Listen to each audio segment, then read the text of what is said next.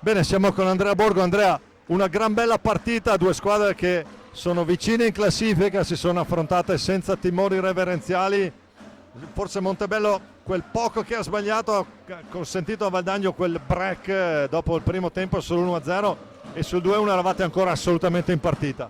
Sì, siamo stati in partita per la maggior parte appunto del tempo, ma nei momenti critici Valdagno è stato bravo e ci ha colpito in contropiede in questo e ripartire subito dalla prossima partita domenica, mercoledì col Follonica.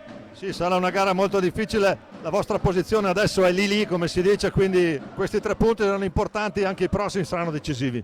Sì, sapevamo che questi 3 punti potevano svoltare il girone d'andata nostro e purtroppo non siamo riusciti a vincere, ma settimana prossima sarà un'altra guerra e ci rifaremo. Grazie Andrea, in bocca al lupo, buon lavoro. Grazie.